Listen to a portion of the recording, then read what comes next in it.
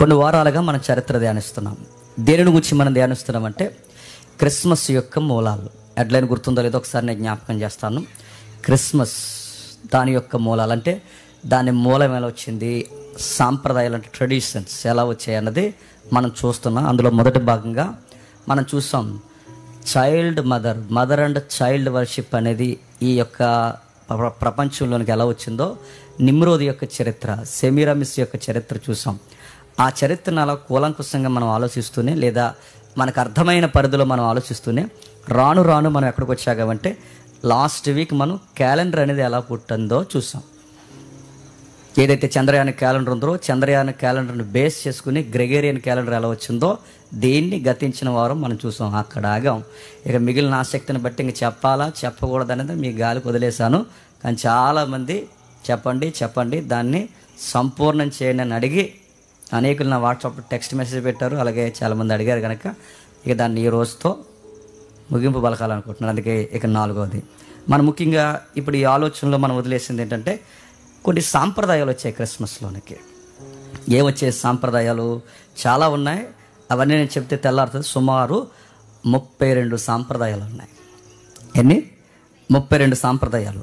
ఈ 32 సాంప్రదాయాల కొరకు నేను మాట్లాడను, కానీ 32 సాంప్రదాయాల్లో ముఖ్యమైన 3 మన ఇండియాలో కూడా వచ్చేసాయి. అంటే ఈ 32 సాంప్రదాయాలు మన ఇండియాలో ఉంటాయంటే ఇండియాలో ఉండవు, వెస్ట్రన్ కల్చర్లో ఎక్కువ ఉన్నాయి. అయితే ఈ 32 సాంప్రదాయాల్లో సుమారు 3 యాక్టివ్గా మన ఇండియాలో లేదా మన సనాతన ప్రాంతాల్లో మనకు కనబడతాయి. అందులో ఒకటి క్రిస్మస్ క్యారల్స్, రెండవది శాంటా క్లాస్, మూడవది క్రిస్మస్ ట్రీస్. ఈ 3 మనం చేస్తాం. అంటే మనం అంటే మన పరిసర ప్రాంతాల్లో మన చర్చిల్లో ఉన్న వాళ్ళు చేస్తుంటారు. అసలు వీటి గురించి ఏం తెలుసు మనకి? ఏమీ తెలీదు. మనకుంటే ఆల్రెడీ మాకు తెలుసులే క్రిస్మస్ తాత కోసం నీ బంధ నీకేం తెలియదు. నేను తెలిస్తే చెప్పను, తెలియదు అనుకుంటేనే దాన్ని తెర మీద తీసుకొస్తాను. ఏదో ఉంది చరిత్ర, ఏముంది, ఏదో రాయబడింది. ఏం రాయబడింది చూద్దాం. అసలు లాస్ట్ వీక్ మనం క్యాలెండర్ కోసం చూస్తూ ఒక పాయింట్ మనం అలా రేట్ చేసి వదిలేస్తాం. ఆ పాయింట్ ఏంటంటే అసలు యేసుక్రీస్తు పుట్టుకు గురించి ఎవరికి తెలుస్తుంది, ఎవరికి తెలిసే అవకాశం ఉంది? ఫస్ట్ సెంచరీలో ఉన్న వాళ్ళకి తెలిసే అవకాశం ఉంది. మొదటి శతాబ్దంలో ఉన్న వారికి తెలిసే అవకాశం ఉంది. ఆ మొదటి శతాబ్దంలో ఎవరున్నారు? ఎవరెవరో వద్దు, కానీ మొదటి శతాబ్దంలో ఉన్నవారు ఎవరంటే ఒకరు ఉంటారు లేదా ఇద్దరు ఉంటారు. ఒకటి మత్తయి గారికి తెలిసి ఉండాలి, లేదా 2 లూకా గారికి తెలిసి ఉండాలి.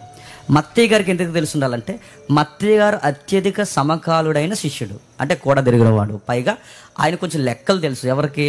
మత్తయి గారికి. ఇంత తెలిసినట్టు తెలిసే అవకాశం ఉంది మత్తయి గారికి. ఇంత తెలిసినా ఆయన దాన్ని రికార్డ్ చేయలేదు.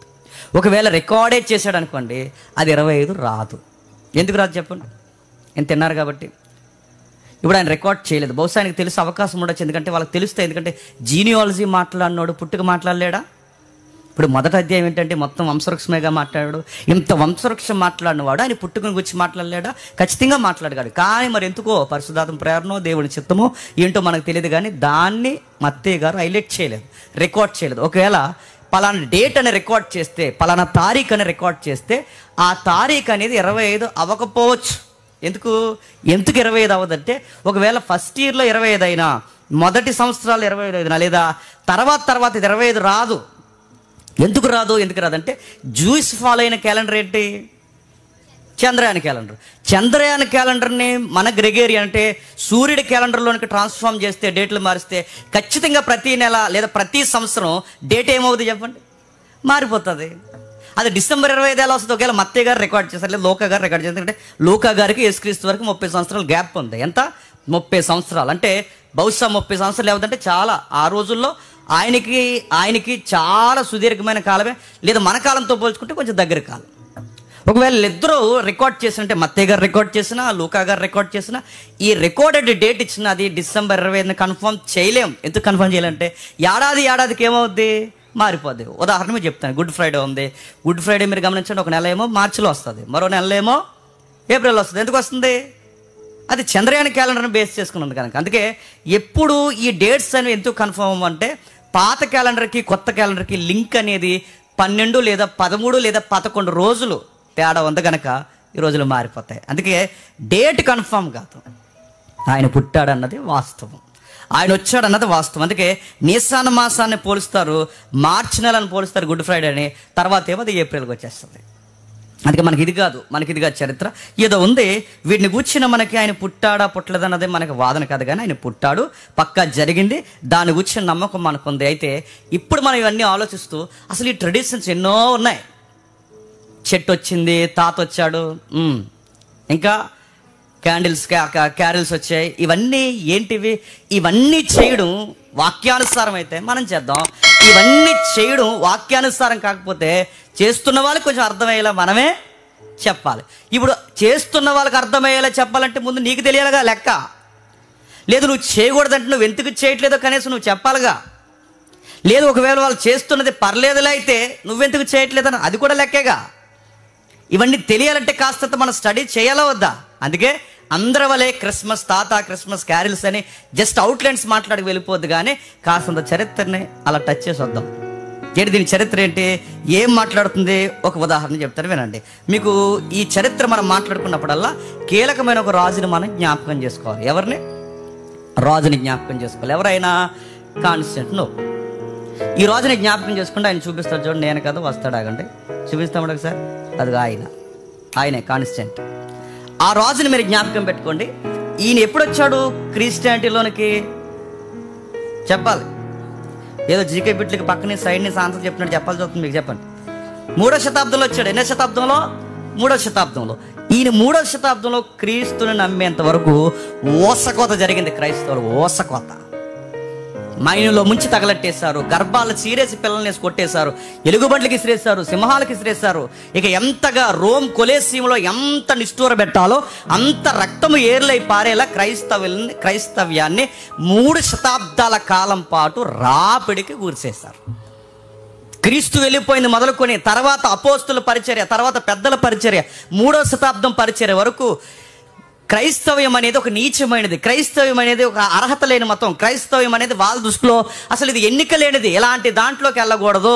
ఈ రోజుల్లో ఎలాగైతే కులం తక్కువ మతం అని అంటున్నారో ఆ రోజుల్లో కూడా గౌరవం లేని విశ్వాసం ఏది చెప్పండి? క్రిస్టియానిటీ. అలాంటి టైంలో ఈ నమ్ముకున్న తర్వాత ఒక క్లాసిక్ లుక్ వచ్చింది క్రిస్టియానిటీకి. అప్పటి వరకు దాడులు జరుగుతుండే, ఇక దాడులు జరగడానికి వీల్లేదన్నాడు.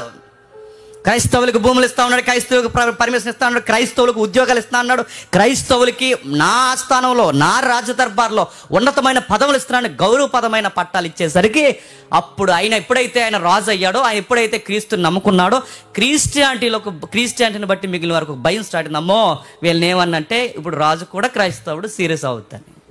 ఇప్పుడు ఏం చేశాడు? రోమీల ఆరాధనని, బయలు ఆరాధనని, అన్యుల ఆరాధనని ఆపేశాడు. గుళ్ళు ఖాళీ అయిపోయినాయి. ఆ గుడులు ఎప్పుడైతే ఖాళీ అయిపోయి ఇప్పుడు ఇక్కడ ఏదో ఉందనుకోండి, ఇది ఒక సూర్య దేవాలయం అనుకోండి, ఇది ఒక సూర్య దేవాలయం. ఇప్పుడు సడన్గా రాజు యేసుప్రభు నమ్ముకున్న తర్వాత ఈ సూర్యదేవుడ ఆలయాన్ని ఆపేశాడు ఆరాధన చేయడం. ఆలయంలో ఎప్పుడైతే ఆరాధన జరగడం మానేస్తుందో గుడి ఖాళీ అయిపోయింది కనుక ఖాళీగా ఉన్న గుడిని ఏం చేస్తారంటే, అబ్బాయిలో మీ క్రైస్తవులు మీకు ఎప్పటివరకు చర్చలు లేవు కనుక, మీకు ఆరాధన స్థలాలు లేవు కనుక ఇందులో ఉన్న బొమ్మలన్నీ పక్కకి తీసేసి దీన్నే మీరు చర్చిగా మార్చేసుకోండి. ఇలా ప్రతి దాంట్లో రాయితీలు వచ్చాయి క్రైస్తవ్యానికి. ఎప్పుడైతే రాయితీలు వచ్చాయో క్రిస్టియానిటీకి రాయితీలు వచ్చిన తర్వాత జనాలు తండోపతండాలుగా క్రిస్టియానిటీలోకి వచ్చేసారు. ఒకరు కాదు, ఇద్దరు కాదు, అందరూ క్రైస్తవులు అయిపోవడం. ఎందుకంటే నొప్పి లేదు కదా, మరి ఇబ్బంది లేదు కదా, మరి ఏ నొప్పు లేనప్పుడు అందరు క్రైస్తవులే కలిసి వస్తుంది. పైగా ఈయన ఏం చేశాడంటే క్రీస్తుని నమ్ముకున్న వారికి పర్సంటేజ్ పెంచాడు, క్రీస్తుని నమ్ముకున్న వారికి కాస్త ఎంకరేజ్మెంట్ ఇచ్చాడు కనుక అందరు నమ్ముకున్నారు. ఎప్పుడైతే విశ్వాసము భక్తి లేని వాళ్ళు క్రైస్తవ్యంలోకి వచ్చారో వీళ్ళు వస్తూ ఒక్కలే రాలేదు, కూడా అన్యాచారాలు కూడా పట్టుకుని వచ్చారు. ఆ వస్తు ఒక్కలే రాకుండా కూడా అన్యాచారాలు పట్టుకొచ్చారు. ఈయన గారి టైంలో, కాన్స్టాంటినోపుల్ టైంలో సరిగ్గా గమనించండి, ఆయన వచ్చిన తర్వాత కొత్తగా వచ్చిన, బాగా వినాలి, కొత్తగా వచ్చినప్పుడు క్రైస్తవం లేదా కొత్తగా వచ్చిన క్రైస్తవ పునాదులు స్థిరపడినప్పుడు కొత్తగా ఇప్పుడు సుఖం వచ్చిందిగా మొన్నటి వరకు హత్యలు, మొన్నటి వరకు అంటే ఈ రాజు రాకముందు వరకు క్రీస్తుని బట్టి హతసాక్షులు, బిడ్డలు చచ్చిపోయారు, భర్తలు చనిపోయారు, భార్యలు చనిపోయారు, అందరూ చనిపోయారు. ఇప్పుడు ఈయన వచ్చిన తర్వాత అసలు రక్తం కారే పని లేదు, ఏమీ కారే పని లేదు, అసలు శ్రమే లేదు. ఇప్పుడు శ్రమ లేని వాళ్ళకి ఏమొచ్చింది? పండగ వచ్చింది. ఏమొచ్చింది? పండుగ వచ్చింది. ఎప్పుడైతే పండుగ వచ్చిందో మరి పండుగ ఎలా చేయాలి? బైబిల్లో ఉందా పండుగ ఎలా చేయాలో? లేదు. అపోస్తలులు చేశారా? లేదు. మరి పండుగ చేయాలంటే ఏదో ఒక డెమో ఉండాలిగా. డెమో ఏది? ఇదిగో పేదరు గారు ఎలా చేశారంటే మనం కూడా అలా చేద్దాం అన్నాడు. పేదరు గారు చేశారా? చేయలేదు. యోహాన్ గారు ఎలా చేశారంటే చెట్టెలు నిలబెట్టడానికి ఆయన చేశాడా? లేదు. క్యారల్స్ పట్టుకున్నట్టు ఉందా? లేదు. క్రైస్తవ్యంలో ఇప్పటివరకు పండుగలు లేవు, సడన్గా పండుగ వచ్చింది. ఇప్పుడు ఈ పండుగ వచ్చినప్పుడు ఈ పండుగ ఎలా చేయాలి? ఎలా చేయాలంటే ఆల్రెడీ జరుగుతున్న పండుగలు ఉన్నాయి చూసారా, వాళ్ళని చూసి కొన్ని వాతలు పెట్టుకున్నారన్నమాట. పండగ చేయాలన్న మోటో వచ్చింది. ఆ మోటోలోనికి ఈ ట్రెడిషన్స్ తెలియకుండా అలా వచ్చి కూర్చున్నాయి. ఇప్పుడు కామెంట్ చేసాము, అంటే ఇవి బయట నుంచి తెచ్చుకున్నాయంటారా జేమ్స్ బ్రదరు అని మీరు నన్ను అడిగితే, మీరు ఒప్పుకున్నా, నన్ను తిట్టుకున్నా, ఏమనుకున్నా, కొన్ని క్రిస్మస్లోనికి బయట నుండే వచ్చాయి. ఇది నచ్చినా నచ్చకపోయినా. మొదటిది మనం కౌంటర్ చేస్తున్నాం. క్రిస్మస్ క్యారల్స్ అనేవి దాని మూలం ఏంటి? క్రిస్మస్ యొక్క క్యారల్స్ అనే దానికి మూలం ఏంటి? నేను రాసుకు రాలేదు, గూగుల్ తల్లి ఇచ్చింది డేటా, చూపిస్తాడు చూడండి. స్క్రీన్ షాట్లు కూడా తెచ్చాను, ఒకసారి మీరు చూడండి. క్యారల్స్ అనే దానికి అక్కడ ఎలా రాసుకొచ్చాడో చూడండి. ఇవి ఎలా వచ్చాయంటే, ఇవి ఖచ్చితంగా అన్య ఆచారాల నుంచి వచ్చాయి. అంటే ఈ కొవ్వొత్తులు వెలిగించే కార్యక్రమం అనేది ఇప్పుడు ఏదైతే క్రిస్మస్కి పరిమితమైందో ఆదిలో అవి లేవు. మరి ఎక్కడుండేవంటే యూరప్ సాంప్రదాయ ప్రాంతాల్లో ఉండేవట. ఎక్కడ? యూరప్ ప్రాంతంలో. ఆ స్క్రీన్ షాట్ చూపించాను. యూరప్ ప్రాంతంలో ఉండేది, అన్య ప్రాంతాల్లో ఉండేది. ఆ చుట్టుపక్కల ప్రాంతం చూడండి, నాకు కనబడతా లేదు, మీకు ఏం కనబడుతుందా క్లియర్గా? ఓకే, చూడండి. కనబడలేదు, వయసు అయిపోయింది అనుకోకండి. ఈ మధ్య తెల్లగా వెళ్ళిపోతుంది ఇలాగ. నాకు నిజంగానే అలా ఎవరో నడిచి వెళ్ళిపోతున్నట్టు ఉంటుంది. మరి నిద్ర లేక ఎడ్డా కానీ అస్తమాలు వెళ్ళిపోయినట్టు ఉంటుంది. అది దేవదూతగానే అనుకోకండి, నేనైతే అనుకోవట్లేదు. ఇక సైడ్ కొంచెం ఏదో తేడా వచ్చింది. సరే, ఏదేమైనా అది నాకు జూమ్ అయింది, కొంచెం కనబడుతుంది చూడండి. వేల సంవత్సరాల క్రితం ఐరోపా లేదా యూరప్ మొదటిసారిగా కోరల్స్ పాడారు. అంటే ఏదైతే క్యారల్స్ మనం అంటున్నామో ఇవి పాడారు అన్నమాట. అంటే దీనికి ఒక డెఫినేషన్ ఉంది. ఫ్రెంచ్లో దీన్ని ఏమంటారంటే, ఫ్రెంచ్ లాంగ్వేజ్లో దీన్ని కోరల్ అంటారు. కోరల్ అనే వర్డ్ నుంచి వస్తుంది క్యారల్స్ అంటే. ఏంటి దాని డెఫినేషన్ ఏంటి? చుట్టూ ఇలా గుమ్ము కొడుకొని, బాగా వినాలి, చుట్టూ ఇలా గుమ్ము కొడుకొని దగ్గర నిలబడి ఇలా చుట్టూ ఒక రౌండ్ కొడుతూ ఆ సాంప్రదాయమైన చేసే నృత్యము లేదా డ్యాన్స్ చేసే దాన్నే చెప్పండి క్యారల్స్ అంటారు. అది దాని అర్థం. చుట్టూ ఇలా రౌండ్ వేసి, అంటే ఇది ఎలా ఉంటుందండి మీకు అర్థం కావాలంటే, ఎలా ఉంటుందంటే తెలంగాణలో కొన్ని పండుగలు జరుగుతాయి. చెప్పండి, బతుకమ్మ, ఇంకో పండుగ చెప్పండి ఏదోటి. ఏ జరిగితే వాళ్ళ చుట్టూ సేమ్ బోనాలు. ఈ పండుగ సేమ్. అంటే మనకి ఇక్కడ వేరేలా ఉంటుంది. కాకపోతే ఈ ఐరోపా ఖండంలో సేమ్ ఎలాగే చేసేవారంటే చుట్టూ వాళ్ళ పరుగులు తీయడం, ఆ చుట్టూ సాంప్రదాయ నృత్యాలు వేయడం, ఈ వెలిగిస్తూ అంటే ఈ దీపాలు వెలిగిస్తూ ఆ వెలుగులో వీళ్ళ నృత్యాలు చేయడమే క్యారల్స్ అంటారు.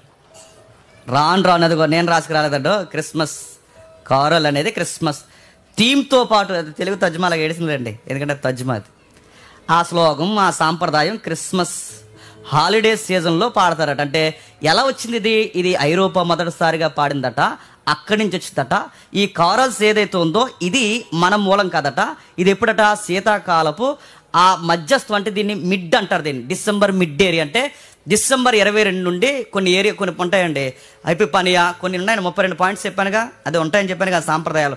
అందులో ఒక మిడ్ ఏరియా నుంచి, అంటే సుమారు డిసెంబర్ 22 నుంచి మధ్య నుంచి శీతాకాలం మధ్యలో నుంచి స్టార్ట్ అవుద్ది. ఏం చేస్తారంటే అన్యమత పాటలు, ప్రజలు రాత్రులు నృత్యాలు చుట్టూ నృత్యం చేస్తారు. కోరల్ అనే పదం పాత ఫ్రెంచ్ పదం నుంచి వచ్చింది. అక్కడి నుంచి వచ్చిందే దీని అర్థం. అంటే గానంతో కూడిన ప్రసిద్ధి సర్కిల్, అంటే అదే రౌండ్గా తిరిగి చేసే డ్యాన్స్నే చెప్పండి క్యారల్స్ అంటారు. ఇది ఎక్కడి నుంచి వచ్చిందండి? యూరప్ నుంచి వచ్చింది, ఐరోపా ప్రాంతాల నుంచి వచ్చిందంటే ఇది మంద కాదా?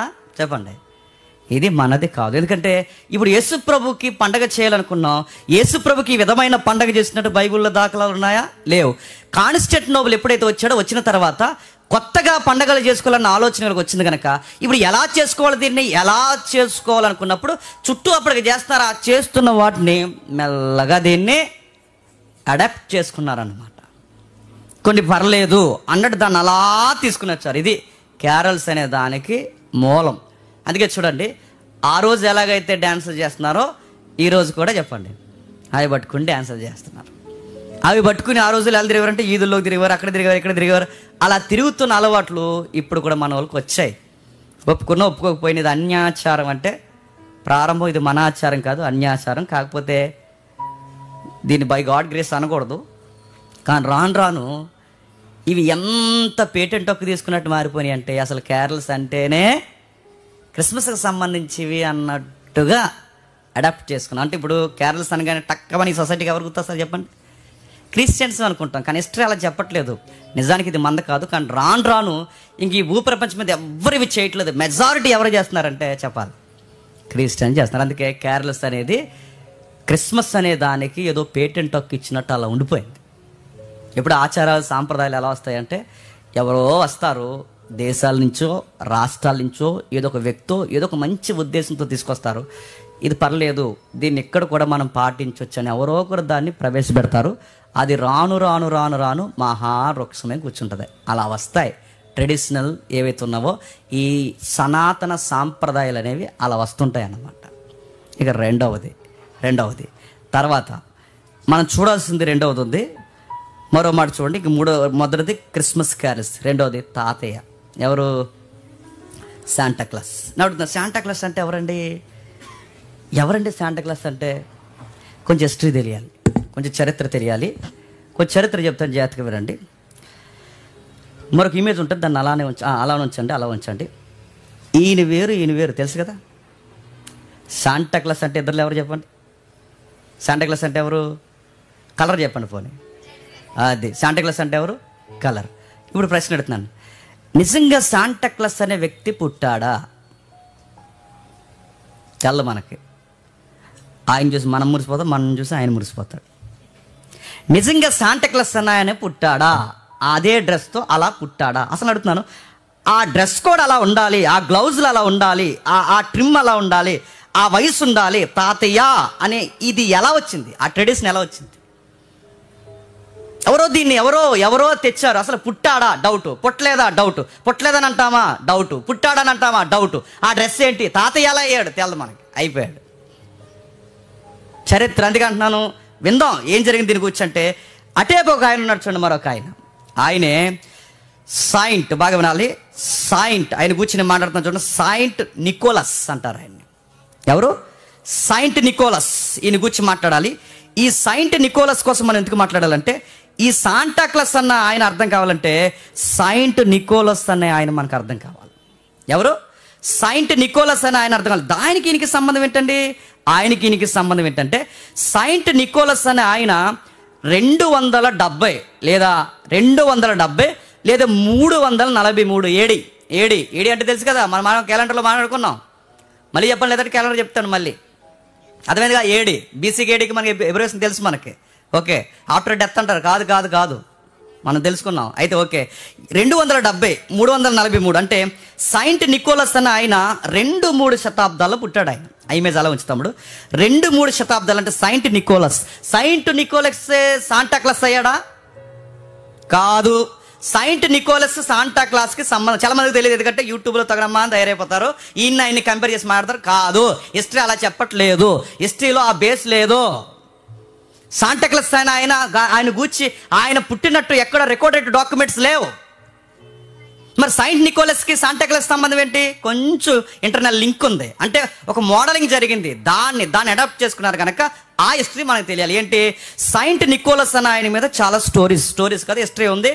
సాంప్రదాయమైన కథనాలు రోమన్ క్యాథలిక్లో ఉన్నాయి. సాయింట్ నికోలస్ అన్న ఆయన చరిత్ర ప్రకారం క్యాథలిక్ మాంక్. ఈయన కూడా క్యాథలిక్ మాంకే. ఈయన గురించి చాలా చరిత్రలు ఉంటాయి. ఎప్పుడైనా నేను గురించి సరదాగా చదవండి, నిజంగా చాలా ఆత్మీయంగా అనిపిస్తుంది. ఈయన దగ్గరకట పక్షులు అలా వచ్చి అని బైబిల్ చదువుకుంటే భుజం మీద వాళ్ళు అలా వెళ్ళిపోయేవట. క్యాథలిక్ చెప్తుంది. ఇంకా భయంకరమైన తోడేళ్ళు ఉంటాయి చూసారా, ఆ తోడేళ్ళ మధ్యకి వెళ్ళి ఆయన గిరిజన ప్రజలకు లేదా ఏదైతే ఉన్నారో మారుమూల ప్రజలకు, రిమోట్ ఏరియా ప్రజలకు సువార్త చెప్పడానికి వెళ్ళినప్పుడు తోడేళ్ళు, పులులు, సింహాలు ఉన్నప్పుడు, దేవా నీ చిత్తము సువార్త చేయడం అయితే ఇదిగో నేను వెళ్తున్నాను, నేను ఎదుట నేను బాగుంటే వీటిలో నోర్లు నువ్వే మూయించు, లేదా వాటికి ఆహారంగానే నన్ను చేయని వెళ్ళిపోయినప్పుడు దగ్గరకు వచ్చి అలా పలకరించి వెళ్ళిపోయాడు. ఇలా ట్రెడిషనల్గా చెప్తారు ఆయన గురించి. అందుకే ఎప్పుడైనా ఈ సాయింట్ నికోలస్ కోసం కొట్టండి, ఆయన మీద పక్షులు అన్నట్టు ఇమేజ్లు కనబడతాయి. మీరు చూడండి గూగుల్లో. ఆయన దగ్గరికి తోడేళ్ళు వచ్చినట్టు, పులులు వచ్చినట్టు ఇవన్నీ ట్రెడిషనల్గా మనకు కనబడతాయి. దీనికి బైబుల్ లేదా బిబిలికల్ వ్యూ ఈ టైప్ ఆఫ్ ఏమైనా ఉందంటే, దేవుడి మాట ఖచ్చితంగా జంతువులు వింటాయా? వింటానికి బేస్ ఏంటి? నావోహో టైంలో జలప్రలయం వస్తున్నప్పుడు రెండంటే జంటలుగా వచ్చాయా లేదా? కాబట్టి దానియేలు దగ్గర నోరు మూయించిన వాడు, భక్తుల దగ్గర నోర్లు మూయించిన వాడు కొన్నిసార్లు ఏమో మనకు తెలియదు, ఏ భక్తుడిని మనం జడ్జిమెంట్ చేయలేం. ఏమో ఏదైనా చిన్న విషయం ఏం కాదు. ఇంత ట్రెడిషనల్గా ఇంత ఎలా క్యాథలిక్ మాట్లాడుతుందంటే బహుశా ఆయన మంచి భక్తుడై ఉండాలి, చాలా పవిత్ర. అందుకే సాయింట్ హుడ్ అనేది ఎవరికి పడతాడు? ఎవరు ఇస్తారా? సైంట్హుడ్ అనేది ఎవరికి ఇస్తారు? మహిమలకు మూలమైన వారికే సైంట్హుడ్ ఇస్తారు. మొన్న ఇచ్చారు మదర్ తెరేసా గారికి సైంట్హుడ్, తెలుసు కదా. అందుకే సైంట్ అనే పదం ఎవరికి వాడకూడదు. మహిమలు అంటే వాళ్ళకి మహిమలు ఉన్నాయి అని నమ్మిన వాళ్ళకే సైంట్హుడ్ ఇస్తారు. అందుకే ఈయన కూడా సైంట్ నికోలస్ 2-3 శతాబ్దాల్లో ఉన్నాడు. ఇంతకీ ఈయన గురించి మనం ఎందుకు తెలుసుకోవాలంటే 3వ శతాబ్దంలో ఉన్న ఈ భక్తుడు లేదా 2-3 శతాబ్దంలో ఉన్న ఈ భక్తుడికి సాంప్రదాయకంగా పుంఖాలుగా చరిత్రను అటు వీరిని కలిపి మాట్లాడుకునే ఒక స్టోరీ ఉంది, లేదా ఒక వాదన ఉంది. ఆ వాదన ఏం చెప్తారంటే ఈయన ఎక్కువ దాతృత్వం కలిగిన వాడట, బాగా డబ్బులను వాళ్ళ అబ్బాయి అట. తర్వాత ఈయన ఏం చేశారంటే యేసుప్రభు నమ్ముకున్న తర్వాత మాంకుగా మారిపోయిన తర్వాత తన ఆస్తులు దేవునికి అంకితం చేయాలని పేద ప్రజలకి, చిన్న పిల్లలకి అందరికీ ఖర్చు చేయడం మొదలుపెట్టేవాడట. ఒకరోజు ఒక ఆయనకి 3 ఆడపిల్లలు ఉంటే ఆ టైంలో వాళ్ళ పిల్లలకు పెళ్లి చేయడం అనేది ఆయనకి తలక మించిన భారం అయిపోయినప్పుడు, చాలా ఇబ్బంది అయిపోయినప్పుడు ఆయనకి తెలియకుండా ఆయన రోజు నీళ్లు పోసే చెట్టుకి బాగా వినాలి రోజు నీళ్లు పోసే చెట్టు దగ్గరికి ఎవరైతే ఉన్నారో సైంట్ నికోలస్ ఎవ్వరు కనబడకుండా ఆయన 3 పిల్లల కొరకు, అంటే ఆ 3 పిల్లలకి ఎలాగూ పెళ్లి చేయాలని భారభర్తంగా ఆయన బాధపడుతున్నప్పుడు ఎవరికి చేయకుండా నికోలస్ వెళ్ళి రాత్రి టైం వెళ్ళి ఆ మొక్క మొదలన కావాల్సినంత డబ్బు పడేసి వెళ్ళిపోయాడు. ఇది ఎందులోనో చూసామని అనుకున్న వాళ్ళ కాఫీ కొట్టారు. ఇది మళ్ళీ చెప్తున్నాను, వాళ్ళ కాఫీ కొట్టారు. ఇది మన స్ట్రే, మళ్ళీ చెప్తున్నాను నేను. ఆ మొదలన ఆయన డబ్బులు పడేసి వెళ్ళిపోయాడట. ఆ డబ్బులు పడేసి వెళ్తుంటే ఎలా వస్తున్నాయి డబ్బులు? ఆ పిల్లల యజమానికి లేదా తండ్రికి అర్థమయ్యేది కాదు. ఆ పిల్లల యజమాని తండ్రికి డబ్బులు ఎలా వస్తున్నాయి, ఇంత మనకి ఈ టైంకి ఇంత డబ్బు అవసరమని ఎవరికి అర్థమవుతుంది? ఎవరబ్బా కనిపెట్టాలని చెప్పి నిద్రపోకుండా కనిపెడితే సరిగ్గా నైట్ టైం నికోలస్ వచ్చాక డబ్బులు వేయడం చూశాడు. వెంటనే పట్టుకున్నాడు. అయ్యా, నువ్వా మాకు ధర్మం చేస్తున్నది? ఎంత దాతృత్వం అయ్యా, నీలాంటి వాడు మా మధ్య సేవ చేయడం మాకు ఎంత ధన్యత. అంటే అయ్యా పెద్ద ఆయన, నీకు దండం పెడతాను, దయచేసి ఈ విషయం ఎవ్వరికి చెప్పొద్దు అని చాలా బతిమాలుకున్నాడు. చెప్పొద్దంటేనే ఇంకా ఎక్కువ చెప్పేశారు అందరికీ. ఎంత చెప్పొద్దంటే అంత చెప్పేస్తారు. మనసుకుంటే బలహీనత, ఎవరికి చెప్పకను అనుకోండి, ఈడెళ్ళి ఇంకెవరికి చెప్పకే అంటాడు. అలా అందరికీ తెలిసిపోయింది. మొత్తం మీద సైంట్ నికోలస్ కోసం అందరికీ తెలిసిపోయింది. అలా రాను సైంట్ నికోలస్ కోసం ఎప్పుడైతే మాట్లాడారో, ఈ నికోలస్ కోసం మాట్లాడగా ప్రజలు కొన్ని విషయాలు తెర మీద తీసుకొచ్చారు. అంటే సైంట్ నికోలస్ అనే ఆయన ఒకరోజు బాగా వినాలి, ఒకరోజు ఆ తండ్రికి తెలిసిపోతే ప్రజలందరికీ చెప్పేశాడో లేకపోతే ఎలా వెళ్ళిపోయిందో మొత్తం మీద వెళ్ళిపోయింది. సైంట్ నికోలస్ చనిపోయిన తర్వాత 1809లో రికార్డెడ్ డేట్స్ ఇవి. 1809లో అయితే 18వ శతాబ్దంలో western livings 1809 book A history of New York అనే ఒక బుక్లో, మళ్ళీ చెప్తాను రాసుకోండి, ఏదైతే ఉందో వాషింగ్టన్ లివింగ్స్ లేదా వెస్టర్న్ కల్చర్లో వాషింగ్టన్ లివింగ్స్ అనేది 1809లో ఏ హిస్టరీ ఆఫ్ న్యూయార్క్ అనే బుక్లో ఒక ఆయన ఆ బుక్ రాశాడు. నికోలస్ను పోలిస్తే ఏమంటాడంటే, మళ్ళీ ఇలాంటి నికోలస్ లాంటి వారు మన దేశంలో పుడితే బాగుండు, పేదోళ్ళకి అండగా ఉండేవాడని ఒక బుక్ రాస్తాడు. నా మాట్లాడుతున్నా 2వ శతాబ్దంలో ఉన్న క్యారెక్టర్ని, అంటే 2వ శతాబ్దంలో నికోలస్ని ఇన్స్పైర్గా తీసుకుని 2వ శతాబ్దంలో ఉన్న నికోలస్ని మాదిరిగా తీసుకుని ఇలాంటి వారు మళ్ళీ పుడితే బాగుండని ఒక బుక్ రాస్తాడు. ఆ బుక్లో ఒక క్యారెక్టర్ తయారు చేస్తాడు. ఆ క్యారెక్టర్లో వచ్చిన వ్యక్తే మళ్ళీ నికోలస్ అనే క్యారెక్టర్ 18వ శతాబ్దంలో తెర మీదకి వస్తుంది. ఇప్పుడు 18వ శతాబ్దంలో, ఈ 18వ శతాబ్దంలో నికోలస్ బాగా వినాలి. నికోలస్ అని ఆయన 18కి లేడు, 18కి ఎప్పుడో చనిపోయాడు. ఈ 18వ శతాబ్దంలో ఇన్స్పైర్ అయ్యి రాసుకున్నారు. ఇప్పుడు మనం ఉన్నామండి, క్రైస్తవ చరిత్ర మనం మాట్లాడుకున్నప్పుడు బర్నబా లాంటి వాళ్ళు మళ్ళీ ఉంటే బాగుండు అనుకుంటామా? అలా అనుకున్నప్పుడు బుక్ రాసి అనుకున్న బర్నబాని ప్రస్తావిస్తే ఇదిగో ఈయన ఈ తరం బర్నబా అంటాంగా. అలాగే ఈ బుక్లో ఒక క్యారెక్టర్ క్రియేట్ చేయాలి కనుక హిస్టరీ ఆఫ్ న్యూయార్క్ అనే బుక్లో ఈ బుక్లో ఒక క్యారెక్టర్ క్రియేట్ చేయడానికి ఈయన పేరుని లేదా ఈయన క్యారెక్టర్ని ఆ క్యారెక్టర్కి బాగా హైలైట్ చేశారు. అప్పుడు మళ్ళీ ఆ బుక్లో ఆ క్యారెక్టర్ హైలైట్ అయింది. మళ్ళీ నికోలస్ లాంటి వస్తే బాగుండు, దేశం బాగుండు, పేదోళ్ళు అండగా ఉండు అన్నప్పుడు ఈ నికోలస్ అనే క్యారెక్టర్ ఈ బుక్లో క్యారెక్టర్ హైలైట్ అయిపోయింది కనుక తర్వాత మరొక ఆయన వచ్చాడు. ఆయన పేరు క్లెమెంట్ కర్క్ మోర్ అనే ఆయన నికోలస్ అనే ఆయన మీద పద్యం రాశాడు.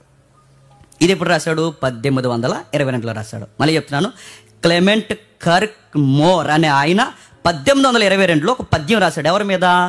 నికోలస్. ఇప్పుడు ఏ నికోలస్? ఈ బుక్లో రాసిన నికోలస్ కొరకు, అలాగే 2వ శతాబ్దం నికోలస్ కొరకు ఒక పొయిటిక్గా ఒక ట్యూన్లో ఒకటి రాశాడన్న, ఒక పద్యం రాశాడు. ఆ పద్యం ఎలాగేమంటాడంటే, ఆ పద్యంలో ఒకే ఒక లైన్ నేను చెప్తాను. ఆ పద్యంలో ఏమంటాడంటే, మళ్ళీ వచ్చాడు, మళ్ళీ ఆదరిస్తాడు, ఈసారి వచ్చేటప్పుడు పెద్ద బ్యాగ్ పట్టుకొని, చాలా బొమ్మలు పట్టుకొని, చాక్లెట్లు పట్టుకుని, ఆదరణ ఇవ్వడానికి ఇబ్బందులు ఉన్న వారికి అనేక వస్తువులు పట్టుకుని నికోలస్ రాబోతున్నాడని ఒక పద్యం పొగుడుతూ రాస్తారు. అలా వచ్చింది సంచి. నాకు అర్థమవుతుందా? అంటే పద్యంలో సంచి అలా వచ్చిందనమాట. అంటే అలా వచ్చిన తర్వాత ఇప్పుడు క్యారెక్టర్ హైలైట్ అయింది. 18వ శతాబ్దంలో క్యారెక్టర్ హైలైట్ అయింది. ఇప్పుడు పద్యం హైలైట్ అయింది. ఎప్పుడైతే ఇవి హైలైట్ అవుతున్నాయో కార్టూన్స్ గీసే వాళ్ళు ఎక్కువైపోతారు, తెలుసు కదా. ఈ కార్టూన్స్ గీయడానికి అసలు ఎలా పెడదాం, పెద్ద బ్యాగ్, పెద్ద ఆయన, అందరిని ఆదరించడానికి ఎలా చూద్దాం, అసలు ఎలాగా ఊహిస్తే బాగుంటుందని ఒక కార్టూన్ ఇమేజ్ గీశారు. ఆ కార్టూన్ ఇమేజ్నే క్రిస్మస్ తాత అన్నా, అదే శాంటాక్లాస్. ఒకసారి చూపించండి. అదిగో ఆయన. నిజానికి ఈయన లేడు, ఎవరు? ఇది ఇది ఊహ, అది నిజం. ఆ నిజమైన ఆయన క్యారెక్టర్ మైండ్లో పెట్టుకుని ఈ పద్యంలో మాట్లాడగా, పద్యంలో పెద్ద బ్యాగ్, పెద్ద సొక్కో, మనకు బొమ్మలు తెస్తున్నాడు, చాక్లెట్లు తెస్తున్నారు, అందుకే చాక్లెట్లు చల్లుతారు, బొమ్మలు తెస్తారు. ఇలాంటివన్నీ ఊహించుకుని ఇలాగ ఒక డిజైన్ చేశాడు. ఈ బొమ్మ వేసిన ఆయన ఎవరంటే, ఆర్టిస్ట్ ఎవరంటే థామస్ నాస్ట్ అనే ఆయన వేశాడు. ఎవరు? థామస్. ఇది ఎప్పుడు వేశాడు? 1862. అంటే బొమ్మలు పట్టుకున్నట్టు, చాక్లెట్స్ పట్టుకున్నట్టు, చాలా మందికి ఏదో గుర్తు తెలియని ఒక పెద్ద ఆయన వచ్చి అందరికీ పంచుతున్నట్టు ఊహించి థామస్ అనే ఆయన గీసిన బొమ్మే చెప్పండి, శాంటాక్లాస్ అనే బొమ్మ. గుర్తుపెట్టుకోండి. నికోలస్ వేరు, చెప్పాలి, ఊహా చిత్రం వేరు. ఊహా చిత్రంలో క్యారెక్టర్ ఎవరుంటే బాగుంటుంది అనుకున్నారు? ఎవరుంటే బాగుంటుంది అనుకున్నారు? సైంట్ నికోలస్ క్యారెక్టర్ ఉంటే బాగుంటుందని ఊహించుకొని ఇలాంటి తాతయ్య మనకుంటే బాగుండని ఎప్పుడైతే దీన్ని హైలైట్ చేశారో మెయిన్ మ్యాగజైన్స్లో, మెయిన్ ఎడిషన్స్లో, ప్రింట్ మీడియా, ఎలక్ట్రికల్ మీడియాలో ఈ బొమ్మ హైలైట్ అయిపోద్ది. ఇప్పుడు ఒరిజినల్ బొమ్మ ఇది కాకుండా ఇంకోటి ఉంటుంది, చూడము.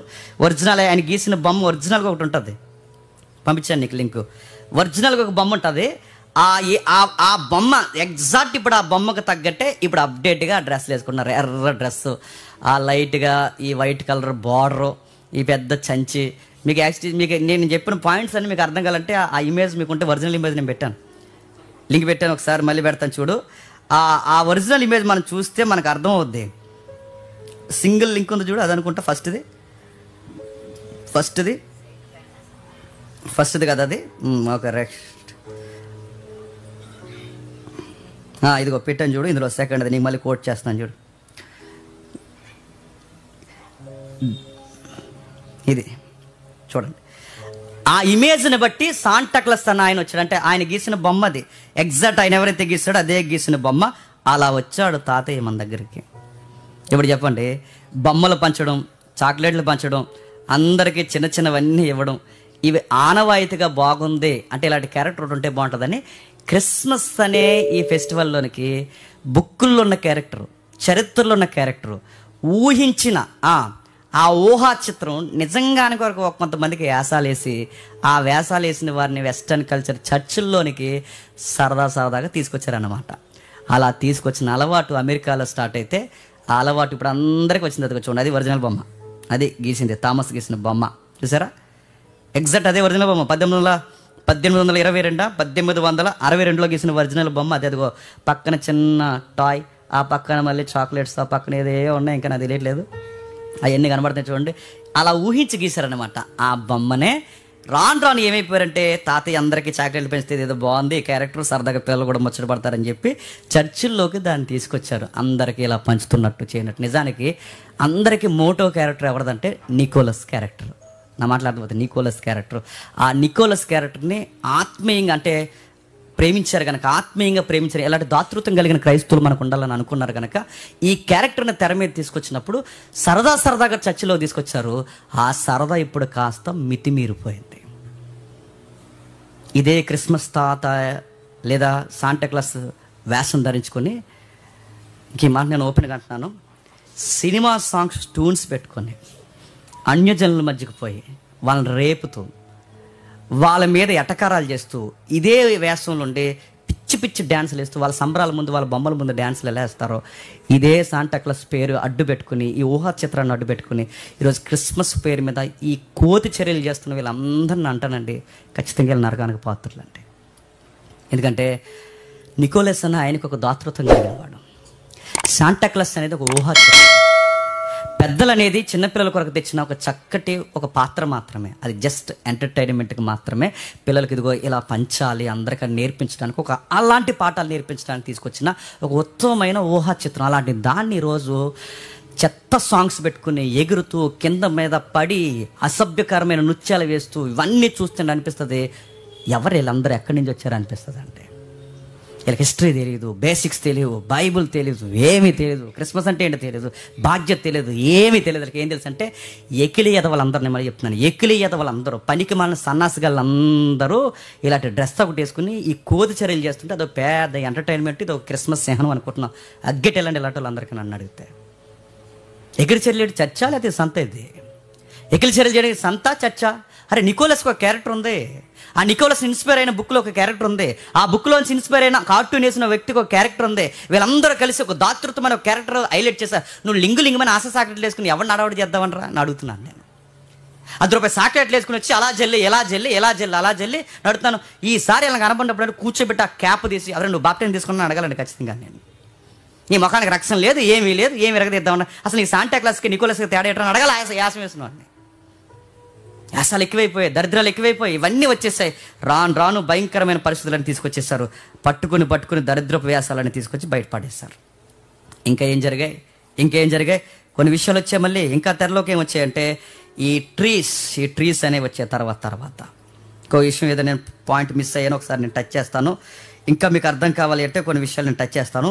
ఈ శాంటా క్లాస్ విషయంలో జరిగిన కొన్ని పొరపాట్లే కాదు, కొన్ని మిశ్రితంగా తయారైపోయిన కొన్ని దరిద్రపు అలవాట్లు ఉన్నాయి. నెక్స్ట్ ఇంకా మనకు అర్థం కావాలి అంటే మనం మాట్లాడుకున్న వాటిలో ఈ క్రిస్మస్ క్యారల్స్తో పాటు ఒక పాయింట్ నేను మిస్ అయ్యాను. ఫ్రాన్సిస్ ఆఫ్ అసిస్ అనే ఒక ఆయన ఉన్నాడు. ఈయన ఏం చేస్తాడంటే ఈ 1223లో ఈయన ఎవరైతే ఉన్నారో ఫ్రాన్సిస్, ఈయన 1223లో స్కిట్లు వేయడం అనేది నేర్పించాడు. స్కిట్ అంటే ఏంటి? ఏ రోజుకి నైట్ వేయడం, వెనకాల సున్నీ కట్టడం కాదు. ఎందుకంటే ఈ మధ్య ఏ రోజుకి నైట్ వేసేస్తున్నారు, ఇంకే గొడవ లేకుండా. ఏ రోజుకి నైట్ ఆడు ఎంత సీరియస్ క్యారెక్టర్ అంటే నైట్ వేసాడికి అది నైట్ వేస్తారండి. నాకు ఎంత బాధ అయిపోయిందో, పవర్ఫుల్ క్యాండిడేట్కి నైట్ వేస్తారేటని. గొర్రెల కాపురలనేమో కామెడీ యాక్టర్లు చేసి పడేస్తారు. అలాంటి స్కిట్లు వేయలేదు. 1223లో ఫ్రాన్సిస్ ఆఫ్ అసిస్ అని ఏం చేస్తాడంటే నైటివిటీ స్కిట్, అంటే మన సాంప్రదాయానికి అనుకూలంగా కొన్ని కథాంశాలు అంటే అనుకూలంగా ప్రజలకు అర్థమయ్యేలా ఇలా కొన్ని డ్రామాలు వేయాలి, ఇలా వేయాలని 1223లో ఇలాంటి డ్రామాలు వేసే విషయాలు తెర మీదకి హెల్దీగా తీసుకొచ్చింది ఈయనేనండి. ఎందుకంటే అప్పట్లో చదువులు తక్కువ, అర్థమవడం తక్కువ, బైబిల్ అందరికీ దగ్గర రావడం కూడా తక్కువ. వాళ్ళ టైంలో అందరికీ క్రీస్తు యొక్క సువార్త అర్థం కావాలని ఈ స్కిట్ అనే ప్రోగ్రాం తీసుకొచ్చింది ఈయనే. అందుకే ఈ తర్వాత ఎప్పుడైతే ఈ స్టోరీస్ పుంకాలుగా మరియమ్మ, యోసేపు, ఏరోదు ఇలాంటి క్యారెక్టర్లన్నీ ఎప్పుడైతే వస్తున్నాయో మరీ అలా స్టోరీ నడిచిపోతుంటే ప్రజలకు బోరు కొట్టేస్తుందని అనుకున్నారు, ఏంటో తెలియదు. కానీ మధ్యలోకి సాంగ్స్ తెచ్చారనమాట. ఏం తెచ్చారు? సాంగ్స్, గీతాలు. అంటే ఇవి ఏ గీతాలు పేరెట్టారు వాటికి? ఇవి ఏం సాంగ్స్ అంటే క్రిస్మస్ సాంగ్స్ అన్నారు. వాళ్ళ దగ్గర నుంచి వచ్చినాయి ఈ క్రిస్మస్ సాంగ్స్ అని వచ్చి. ఈ సాంగ్స్ ఏం చేశారంటే ఈ సాంగ్స్ పెట్టుకుని సాంప్రదాయానికి అనుకూలంగా క్రిస్మస్ పాటలు రాయడం మొదలుపెట్టారు. నైటివిటీకి తగ్గట్టుగా 1410లో సాంప్రదాయాలకు తగ్గట్టుగా పాటలు రాయడం మొదలుపెట్టారు. ఎలా పాడేవారంటే మనకి ఎలా పాడతారంటే ఇప్పుడు మనకు సాంప్రదాయమైన పాట ఉంటుంది, మీకు గుర్తుందో లేదు. మా ఇంటి పేరు పశువులు పాక, పక్కింటి పేరు ఒలివ కొండ, ఎదురింటి పేరు ఒలివ తోట. ఏ పాట ఉందో ఇప్పుడు సాంప్రదాయం పాట భలే ఉంటుంది. ఇక కొన్ని పాటలు ఉంటాయి చాలా సాంప్రదాయంగా, అంటే మనకు తగ్గట్టుగా రాసిన పాటలు ఉన్నాయి చూసారా, అలాగే అప్పుడు పాటలు రాసేవారు అనమాట. అంటే మనకు అర్థమవుతున్న విషయాల్లో మనకు అర్థం కాని విషయాన్ని చొప్పించి దానికి ఒక ట్యూన్ ఇచ్చి దాన్ని ఒక పద్యంలాగా రచనలా పెట్టి సువార్తను అందులోకి చొప్పించి నడిపించేవారు. అలా చక్కగా హెల్దీగా ఆ రోజుల్లో తీసుకొచ్చారు. ఈరోజు ఆ సొక్క ఎందుకు పుట్టిందో తెలియదు, వీడికి సందడి ఎందుకు వచ్చిందో తెలియదు, వీడు ఎందుకు ఎగురుతాడో తెలియదు, ఏటో ఆడవాడో తెలియదు, ఆ పొగ ఎందుకు వస్తుందో తెలియదు, ఆ లైట్ ఎందుకు ఆరిపెత్తారో తెలియదు, గొడవ ఏంటో తెలియదు. ఈ సిగ్గులేని ఆఫ్ డ్రెస్ వేసుకుని ఎగురులాట్లేట్టు మనకి ఏం అర్థం అవ్వదు. సొక్క పుట్టింది అక్కడ పెక్క పుట్టింది బయట. ఇదే గొడవ, ఇదే బేస్లు, ఇవే ఎంటర్టైన్మెంట్ ప్రోగ్రాంలు అయిపోయిన తప్ప ఇందులో అడుగుతాం. ఇందులో ఒక మెసేజ్ ఏది? క్రిస్మస్ సాంగ్లో ఒక మెసేజ్ ఏది? ఈరోజు క్రిస్మస్ సాంగ్లో మెసేజ్లు ఉన్నాయా? ఫోక్ సాంగ్స్ ఎక్కువ ఉన్నాయి ఈరోజు. క్రిస్మస్ సాంగ్లే కాదు, మామూలుగా మనకి క్రిస్టియన్ ట్రెడిషనల్ సాంగ్స్లో కూడా మెసేజ్ ఉందా? బేస్ ఎక్కువైపోయింది, అడావుడు ఎక్కువైపోయింది, అనవసరమైన మ్యూజిక్లు ఎక్కువైపోయినాయి, వెళ్ళాల్సిన వాక్యపు భాగం రచన లైన్స్ తక్కువైపోయినాయి. అందుకే వాళ్ళు హెల్దీగానే స్టార్ట్ చేశారు. రాను క్రిస్మస్ పాటలు బయటోళ్ళు పాటలు లాగే తయారయ్యాయి. ఇంకా ఏం చేయాయి?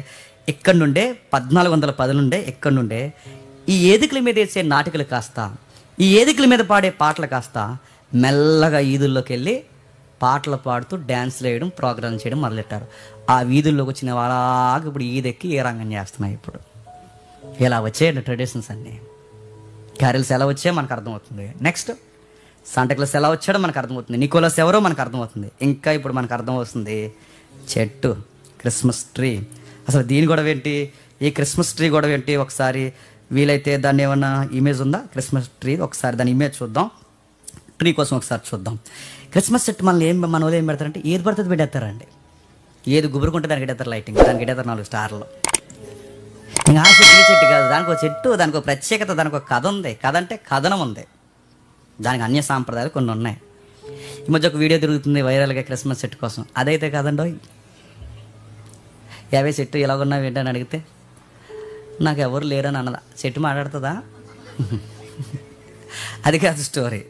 దేనికి ట్రెడిషనల్గా ఒక విషయం ఉంది. ఏముందంటే నిజానికి north America, Europe, Asia, north Africa, ఇంకా కొండ సీమలో కొన్ని ప్రాంతాల్లో, ఈ శీతల ప్రాంతాల్లో ఎక్కువగా మొలిసే ఒక చెట్టు ఉంటుంది. అది సర్వీస్ చెట్టు కాదు, మన సర్వీస్ చెట్టు పెడతారు.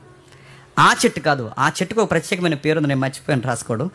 ఆ చెట్టు ఎక్కువగా అక్కడ ప్రత్యేకంగా మొలుస్తుంది. చూదుగా ఇలా పిరమిడ్ ఆకారంలో ఉంటుంది ఆ చెట్టు. అది సేమ్ పిరమిడ్ టైప్లో ఉంటుంది. ఆ చెట్టు ఆ ఏరియాలో ఎక్కువ పండడం అలవాటు కనుక ఆ చెట్టుకి కొన్ని నమ్మకాలు ఉంటాయి. ఏమి నమ్మకాలు ఉంటాయి? వాళ్ళ దేవతలను మొక్కుతూ, మనకి ఎలాగైతే ఇక్కడ చెట్లను మొక్కుతారో అక్కడ కూడా చెట్లను మొక్కుతారు. ఆ దేవతలకు మొక్కుతూ, ఆ దేవతలను ఆరాధిస్తూ వాళ్ళు ఏం చేస్తారంటే ఆ చెట్టు దగ్గర వాళ్ళు ఎంత వెలుగు రప్పించాలో, ఎన్ని ఆచార కర్మకాండలు జరిగించాలో అన్నీ జరిగిస్తారు. ఇంత జరిగించిన తర్వాత ఆ చెట్టు ఫేమస్ అయిపోయింది అనమాట. అంటే రోమీలు కూడా ఈ చెట్టుని, అంటే ఇప్పుడు ఏదైతే క్రిస్మస్ ట్రీ అంటున్నామో ఆ చెట్టును వాళ్ళు ఆచరించినట్లు చరిత్ర దాఖలాలు ఉన్నాయి. మరి మనకు ఎలా వచ్చింది ఈ చెట్టు అంటే కొంచెం మనకు వాదనలు ఉన్నాయి. వాదనలు ఏమున్నాయంటే రిఫర్మేషన్కి మూలమైన మార్టిన్ లూథరన్ గారు ఉన్నారుగా, ఫైటర్. లూథరన్ గారి మీద ఒక కథ ఉంది, దానికి బేస్ రెఫరెన్స్ కూడా చూపిస్తారు. వాళ్ళు అంటారు, నేనేం స్థిరపరచట్లేదు. లూథరన్ గారట ఈ ఏరియాలో, ఈయన కూడా ఈ జర్మన్ ఏరియాకి సంబంధించిన లూథరన్ గారు, ఈ ఏరియాలో ఎక్కువ ఉంటుంది. ఇది ఈ ఏరియాలో ఈయన వెళ్తున్నప్పుడు క్రిస్మస్ టైంలోనే అలాగా రోడ్డు మీద ప్రయాణం చేస్తున్నప్పుడు ఎందుకో ఆ రోజు నక్షత్రాలు ఎక్కువగా ఆయన కనబడినప్పుడు, ఆ నక్షత్రాల్లో నుంచి చెట్లు, అంటే ఈ పొదల్లో నుంచి ఆ నక్షత్రాలు కనబడుతున్నప్పుడు ఆయనకు ఒక థాట్ వచ్చిందట. బహుశా రోజు మెస్సయ్య పుట్టినప్పుడు కూడా నక్షత్రాలు ఇంత గుబురుగా ఉన్నాయేమో అని. నా బిడ్డలకి నక్షత్రాలు అంటే నక్షత్రం నడిచింది క్రీస్తుని గూర్చి చెప్పడానికన్నా నా బిడ్డలకు కూడా ఒక స్టోరీ, నా చుట్టూ ఉన్న చిన్న బిడ్డలకు ఒక స్టోరీ చెప్పాలనుకుని మార్టిన్ లూథరన్ గారు ఆ చెట్టు కొమ్మ నరికి ఇంటికి పట్టుకెళ్ళి దాన్ని ఒక మొత్తాబు చేయించి కొన్ని నక్షత్రాలకు కట్టి ఆ నక్షత్రాలు చూపిస్తే ఏంటి డాడీ లేదా ఏంటి అంకుల్ అని అడిగినప్పుడు ఇవేంటంటే అమ్మ, ఆ రోజు క్రిస్మస్లో కూడా అంటే మొదటి ప్రభు పుట్టుకలో నక్షత్రాలు చాలా కీలక పాత్ర పోషించాయి. ఎలాగే అనడానికి ఒక డెమో చూపించడానికి పిల్లల కోసం పెట్టిన చెట్టంట అదొక స్టోరీ అంతే. హిస్టరీలో ఇంకేముందో దీనికి మూమెంట్ అంటే బోనిఫేస్ అనే ఈయన కూడా ఒక సువార్థికుడు. ఈయన ఏం చేస్తాడంటే జర్మన్ ట్రైబల్స్కి సువార్త చెప్పడానికి వెళ్తాడు. ఈ జర్మన్ ట్రైబల్స్ సువార్త చెప్పడానికి వెళ్ళినప్పుడు ఈ బోనిఫేస్ అనే ఆయన ఎవరైతే ఉన్నారో ఈ సువార్త చెప్పడానికి వెళితే ఈ చెట్లు మొక్కుతారు కదండి అప్పటికి అన్ని జనాంగం. ఇలా మొక్కుతున్నప్పుడు చెట్లకి బలిచ్చేవారట, నరబలి, పిల్లల్ని నరబలి. ఆ చెట్టు దగ్గర అప్పుడప్పుడు మీరు గమనించారా, మన చెట్లు కూడా కోళ్ళను వస్తారు, మేకలను వస్తారు, చెట్లకు బలేస్తారుగా. ఇలాంటి ట్రెడిషన్నే ఆ ఏరియాలో ఉన్నప్పుడు ఈ చెట్టుకి బలేస్తున్నప్పుడు ఎవరైతే ఈ ఫేస్ అనే ఎవాంజలిస్ట్ ఉన్నాడో చూసి తట్టుకోలేకపోయాడు. ఈ చెట్టుకే మీరు బలిస్తున్నారు కనుక అందరూ చూస్తున్నారు సువార్త చెప్పి తప్పుడు పనులు ఎందుకు మీరు చేస్తున్నారని ఆ చెట్టుని నరికేశాడంట. అక్కడ ఇదంతా జరిగిన స్టోరీకి అని చెప్తారు 16వ శతాబ్దంలో. అయితే ఆ చెట్టుని ఎప్పుడైతే నరికేసిన తర్వాత కొన్ని రోజులకి ఆ చెట్టు మొదల నుంచి మళ్ళీ వేరొక చిగురు వచ్చిందట.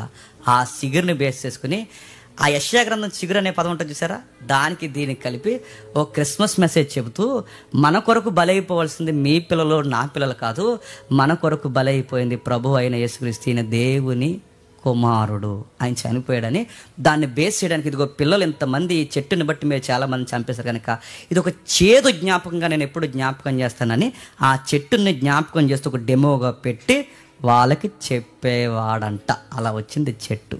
అదే చూడండి, అన్యులు బాగా ఆచరించిన ఆచారాల్లో ఆ చెట్టు ఉంటుంది రోమిలకి. మనం ఎలాగైతే మామిడాకులు ఆకులు ఎలా కడతామో వాళ్ళకు కూడా ఇంటికి ఏదన్నా శుభకార్యం జరిగినప్పుడు ఆ చెట్టుని ఎక్కువ వాడతారనమాట. అయితే ఆ చెట్టుకి బలి నైవేద్యాలు ఎక్కువ ఇస్తున్నారు కనుక అది తప్పుడు విధానం, దీన్ని కాదు, ఇదిగో మనం చేయాల్సిన ఇది కాదు, ఈ తప్పుడు జ్ఞాపకాలకి మళ్ళీ ఉండకూడదు, మనం వెలిగే నక్షత్రాలుగా మారిపోవాలని దాన్ని ఈ విధంగా మార్చి, అంటే కొంచెం ట్రెడిషన్ మార్చి దాన్ని ఇలా చెప్పుకొచ్చారు అంతే తప్ప చెట్టుకు మొక్కమని కాదు. ఇప్పుడు చెప్పండి, క్రిస్మస్ ట్రీ కూడా ట్రెడిషనల్గా వచ్చిందే, శాంటాక్లాస్ కూడా ఊహించే ట్రెడిషనల్గా వచ్చిందే చెప్పాలి. సెయింట్ నికోలస్ హిస్టరీలో మూమెంట్. నేను అడుగుతాను, ఎక్కడన్నీ ఇవి బైబిల్లోంచి వచ్చినాయండి? అలా వచ్చాయి కొన్ని అలా వస్తాయి. ఇప్పుడు 2024లో ఉన్నామండి, ఇంకో నెల పోతే 2025లోకి వెళ్తాం. ఇంకో 20 ఏళ్ళు పోయిందనుకోండి, ఇంకో 25 సంవత్సరాలు పోతే 2050కి వెళ్తాం. 2050కి ఎంత అప్డేట్ అయిపోతుందండి ప్రపంచం. అప్పటికి ఇంకేం వస్తాయో మనకు తెలియదు. అలా వెళ్ళే కొలిది ఫస్ట్ ఏమనిపిస్తుంది అంటే అది తప్పు అనిపిస్తుంది. తర్వాత ఏమనిపిస్తుంది అంటే పర్లేదులే అనిపిస్తుంది అనమాట. అలా వచ్చినాయి ఇవన్నీ. మీకు ఉదాహరణ చెప్తాను. రేడియో వచ్చిన కొత్తలో అంట క్రైస్తవులు రేడియో వినకూడదు అనేవారట. రేడియో వింటే అది సాతాను, వినకూడదు అనేవారట. కానీ రాను ఆ రేడియోలోనే సువార్తలు చెప్పారు. టీవీ వచ్చిన కొత్తలో అనేవారట క్రైస్తవులు చెప్పండి టీవీ చూడకూడదు అన్న. రాను ఆ టీవీలోనే సువార్తలు చెప్పడం. అంటే ట్రెడిషన్స్ అనేవి లేదా కల్చర్తో పాటు ట్రెడిషన్స్ అనేవి ఎలా వచ్చేస్తాయి అంటే అలవాటు చేసుకుని దాన్ని కూడా మనం ఎలా మలుచుకుంటాం, సువార్త బేస్మెంట్లుగా మలుచుకుంటాం. అలా పెద్దలు అంగీకరించారు. మరి మీ ఒపీనియన్ ఏంటన్నా అని నన్ను అడిగితే నాకు ఫీలింగ్ ఉంది. ఆ ఫీలింగ్ ఏంటంటే ఈ చెట్టుకి మొగ్గకూడదు, ఈ చెట్టు అయినా శాంటాక్లాస్ అయినా ఇంకా వచ్చిన కొన్ని సాంప్రదాయాలు ఇవేవైనా నాకు తెలిసి ఇవేవి రక్షణ పోగొట్టవండి. నా ఫీలింగ్ అయితే ఒకవేళ తప్పైతే నేను సరి చేసుకుంటాను. నాకు తెలిసి ఇవేమి రక్షణ పోగొట్టేంత ప్రమాదకరమైనవి కదా. రక్షణ ఎప్పుడు పోతుందో చెప్పనా? అసలు క్రీస్తుని ఎలాగన్నా జ్ఞాపకం చేసుకుంటున్నారు వీళ్ళు. నీ ముఖానికి ఏడాదిలో ఒకసారి కూడా జ్ఞాపకం రావట్లేదు చూసావా? అసలు క్రీస్తు త్యాగము, బలి, ఆయన చిత్తము ఏది జ్ఞాపకం లేకుండా నిస్సారంగా అలా ఉండి వెళ్ళిపోతుందో చూసావా? నీకే ప్రమాదం, గుర్తుపెట్టుకో. ఏదో ఒక విధంగా ఆయన జ్ఞాపకం చేసుకుంటున్నారు. కొన్ని పరిధులు మనకు అర్థం వల్ల ఇవి వాక్యాన్ని దాటి వస్తున్నాయి అన్నప్పుడు దాన్ని కంట్రోల్ చేసి ఆపాలి. అందుకే మనం చూడండి, మనము క్రిస్మస్ అనే ఒక అడ్వర్టైజ్మెంట్ ఇస్తాం, చర్చ్లో మనం కూడా క్రిస్మస్ చేస్తాం. కానీ వీటన్నిటిని ఆ బౌండరీ దాటి లోపలికి రానిస్తామా? మన దగ్గర చెట్టు ఉండదు, పొట్ట ఉండదు, ఇంకా చెప్పండి పొట్టేసుకున్న శాంటాక్లాస్ కూడా ఉండడు, ఎవరు ఉండరు. మరి ఏముంటుంది మన దగ్గర అంటే చెప్పండి? సత్యము తప్ప ఇంకేం చెప్పం. క్రిస్మస్ ఎట్టినా సత్యమే చెప్తాం, గుడ్ ఫ్రైడే ఎట్టినా సత్యమే చెప్తాం, ఈస్టర్ ఎట్టినా సత్యమే చెప్తాం. అసలు నువ్వు ఏది పెట్టినా మన మోటో ఎలా ఉంటే చెప్పండి, వాక్యమే చెప్తాం అంతే. కాకపోతే జనాలకి ఆ ఫీల్ ఉంది కనుక డిసెంబర్ నెల వచ్చేసరికి అదో రకమైన ఫీలింగ్ వస్తుంది కనుక ఆ ఫీలింగ్ని ఏం డిస్టర్బెన్స్ చేయకుండా ఆ ఫీలింగ్లోనే క్రీస్తు ఎందుకు వచ్చాడో వాళ్ళకి అర్థమయ్యేలా చెప్తాం. అయితే 2 వాదాలు వస్తాయి, ముగించేస్తాను. వెంటనే కొంతమంది ఏమంటారంటే అంతే బాగా చెప్పారు కానీ జేమ్స్ గారు ఇండైరెక్ట్గా మీరు ఎంకరేజ్ చేస్తున్నారు ఎట్లని అన్నారు. వెంటనే నాకు రెఫరెన్స్ చూపిస్తారు. రెఫరెన్స్ చెప్పిన గలతీలకు రాసిన పత్రిక చూడండి ఒకసారి. గలతీలకు రాసిన పత్రిక 4వ అధ్యాయం, గలతీలకు రాసిన పత్రిక 4వ అధ్యాయం 10-11 వచ్చిన చూడండి ఒకసారి.